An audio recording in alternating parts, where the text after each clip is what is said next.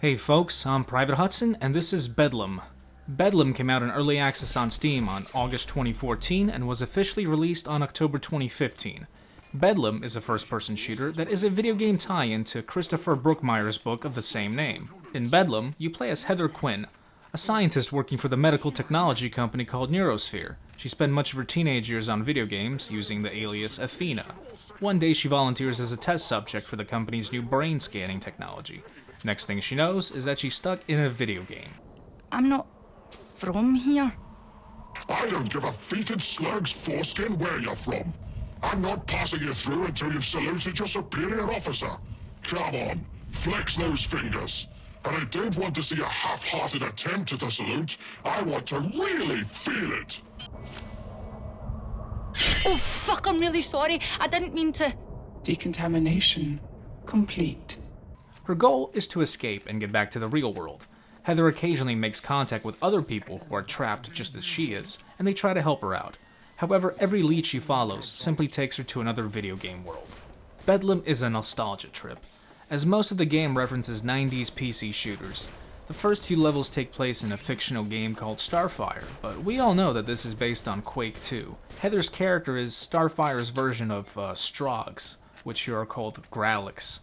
In between these levels, there's a short Unreal Tournament style level where you need to get 15 kills to win. After you finish the Starfire mission, the next game you end up playing is called Death or Glory, a World War II shooter that's pretty much based on the original Call of Duty. The writing, the voice acting, and the story are without a doubt the best parts of Bedlam. The game is hilarious from start to finish, as it is chock full of video game references and good humor, with fantastic voice acting by the game's Scottish and British cast. The story really surprised me, as I was expecting a silly funny game about jumping from one video game to another. It's very well done and becomes pretty dark about halfway through. I won't say anything as it'll spoil the game, but let's just say that the story here is so well written that I honestly have a huge urge right now to buy a copy of this book.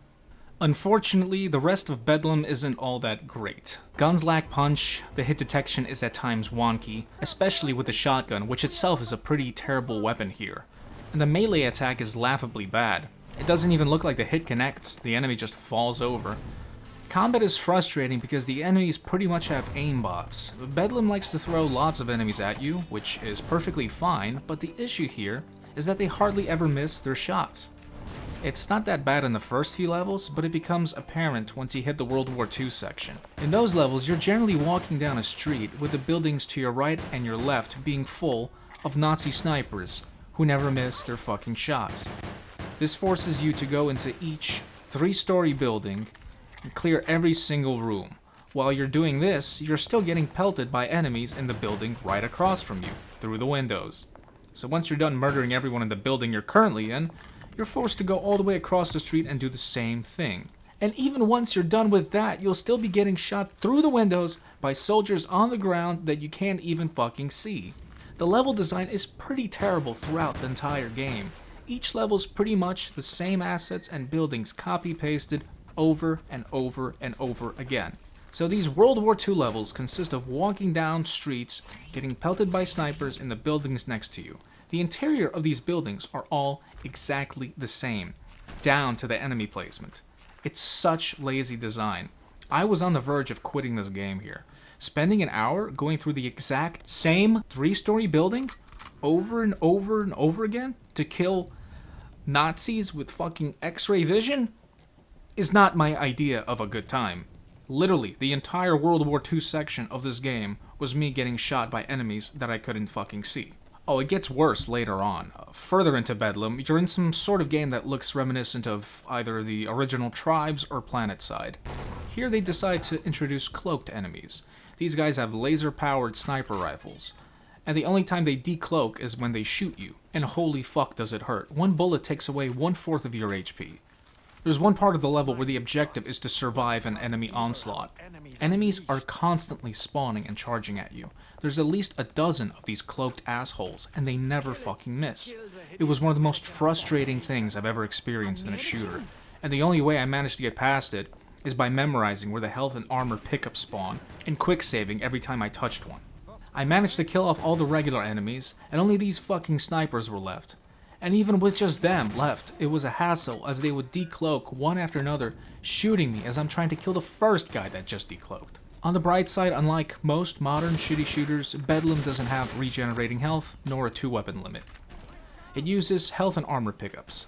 Strangely enough, when you have armor, it absorbs all the damage you take until the armor is destroyed, whereas in just about all shooters, armor only decreases the amount of damage done to your health. Another thing that I do like is that you have a crazy arsenal of weapons, and you take your guns with you from video game to video game. You hold on to them. They don't get replaced. You just pick up more guns from the next games you're in.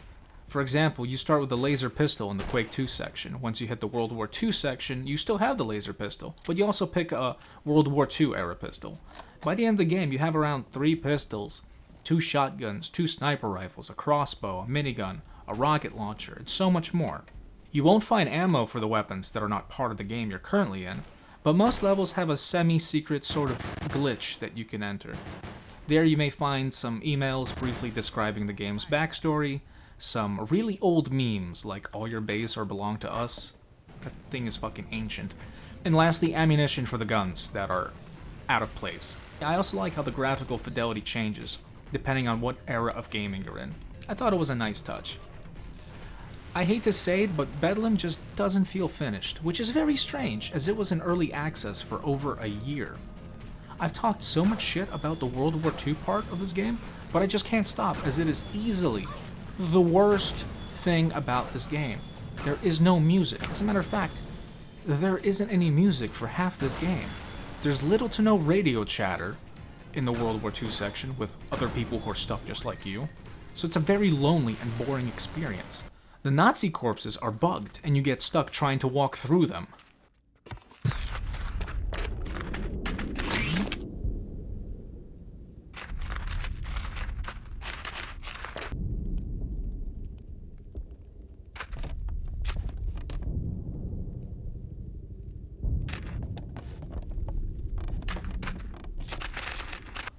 Cars and trucks disappear and reappear before your eyes, and when they disappear, they're still there. You can't walk through that fucking blank space.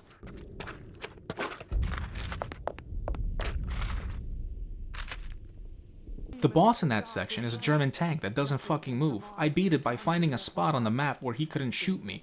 Then I just stood there lobbing German grenades on his ass until he blew up. Real boss fight. Bedlam is only 6 hours long, with no multiplayer and no replay value. And even with that short length, there are areas of the game that go on for way too long and feel like they were padded out.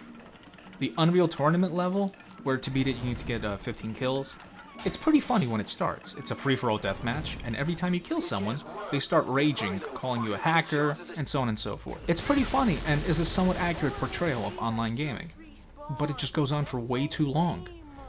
You know, it stops being funny after around the 7th time when these little kids are screaming, calling you a fucking hacker. The last level also goes on for way too fucking long. I can't really say what happens in it as it'll spoil it, but trust me, it goes on forever. Even people on the forums, they share the same opinion as me. And then you get to fight the last boss, which is the easiest fight in the game, and then bam! Cliffhanger ending. Roll credits. I remember this place. Really? This place. Really? I don't get it. How do you launch in early access with half the levels already complete? Half the content was already done when this game launched in early access. And then 1 year later, they somehow release a game. They released this game. They finished it. And it's buggy. Half the levels don't have any music.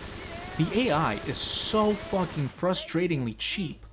The level design consists of the same areas copy-pasted over and over again. Seriously, you can close your eyes, swing your mouse around, then open your eyes, and you wouldn't be able to tell which way was the one you came from and which way you're supposed to go.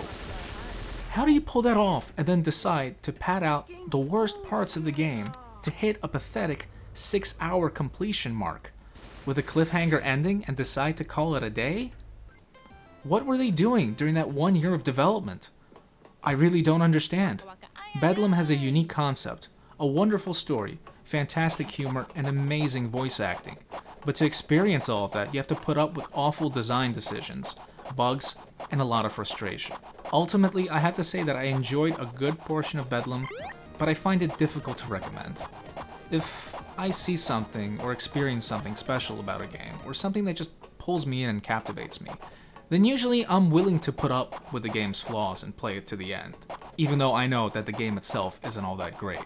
If you feel that you can do the same, then by all means pick it up. I don't recommend paying full price of $13 for it though.